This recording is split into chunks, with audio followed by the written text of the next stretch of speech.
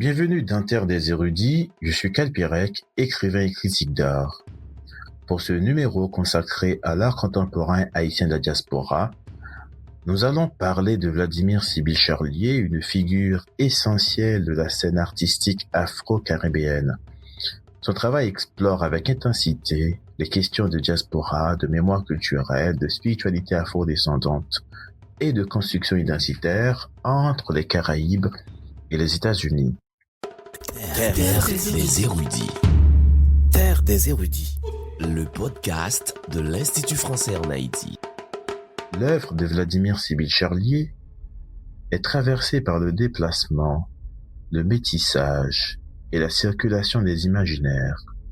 Chez elle, les symboles migrent, les récits se superposent, les cultures dialoguent. Son art fonctionne comme une cartographie sensible des mondes diasporiques, un espace où Haïti, Harlem, les traditions populaires caribéennes, les mémoires africaines et l'histoire américaine s'entrelacent dans des compositions complexes et hybrides. Vladimir Sibyl Charlier est né en 1967 dans le quartier de Queens à New York, de parents haïtiens.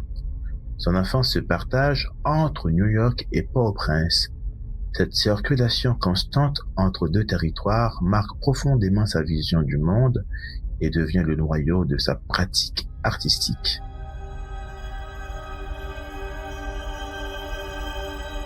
Elle a grandi entre Haïti et les États-Unis, entre plusieurs langues, plusieurs imaginaires, plusieurs manières d'habiter le réel. Très tôt, l'artiste fait l'expérience d'une identité biculturelle traversée par des tensions, mais aussi par des possibilités de recomposition. Son œuvre naît précisément de cette expérience diasporique. Comment construire une image de soi lorsqu'on appartient à plusieurs mondes simultanément? Elle est formée en peinture dans des écoles prestigieuses américaines. Bien qu'issue de la peinture, Charlier refuse rapidement les limites d'un seul médium. Son œuvre devient profondément multidisciplinaire. Elle travaille la peinture, le dessin, la sculpture, l'installation, la sérigraphie, la vidéo et les œuvres tridimensionnelles. Mais derrière cette diversité formelle se trouve une même recherche, inventer un langage capable d'exprimer l'expérience diasporique. Très tôt, elle puise dans les traditions populaires des Caraïbes, artisanat textile, peinture autodidacte, objets votifs, spiritualité afro-diasporique, iconographie vaudou, symboles religieux et formes d'art sacré. Mais elle ne cite jamais ces traditions de manière folklorique ou illustrative. Elle les transforme, les déplace et les recompose dans une perspective contemporaine. Une paire de bottes peut évoquer à la fois le cow-boy américain et l'univers sacré du Loisaka dans le vaudou haïtien.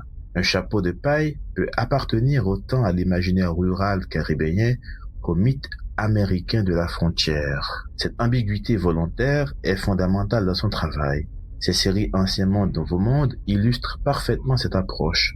Les œuvres assemblent des textures culturelles apparemment éloignées pour construire des compositions modernistes où s'entremêlent récits personnels, mémoire diasporique et références historiques.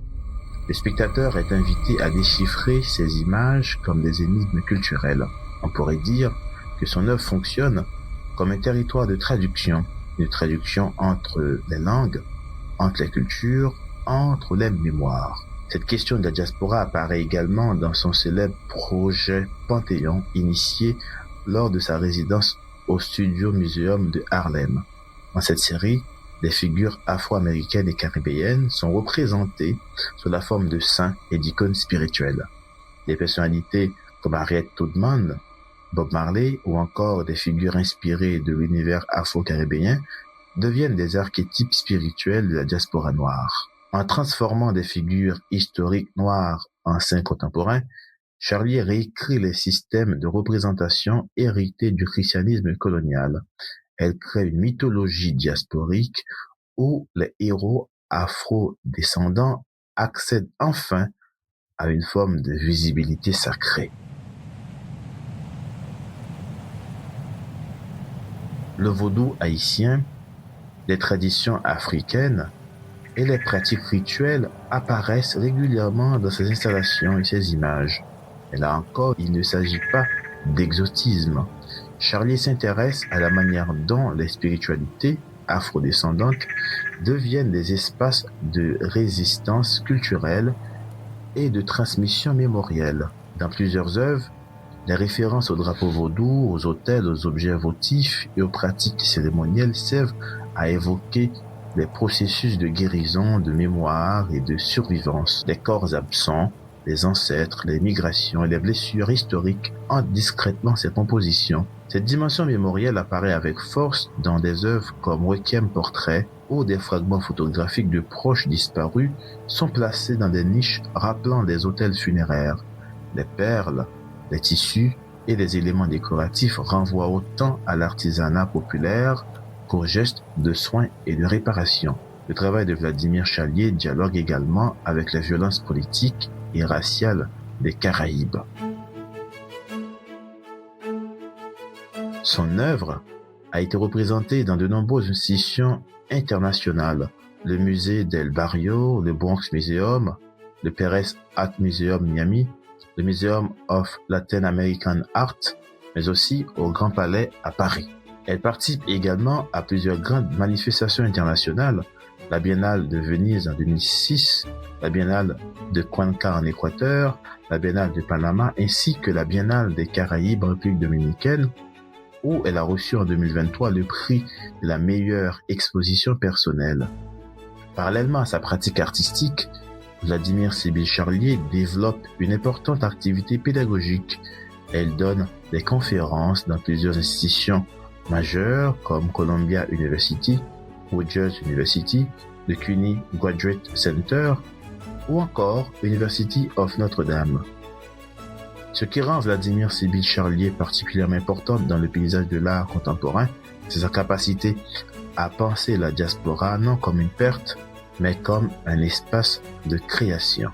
Entre Haïti et New York, entre spiritualité et modernité, entre mémoire et invention, Vladimir Sybille Charlier construit une œuvre qui transforme la fragmentation diasporique en puissance poétique et politique.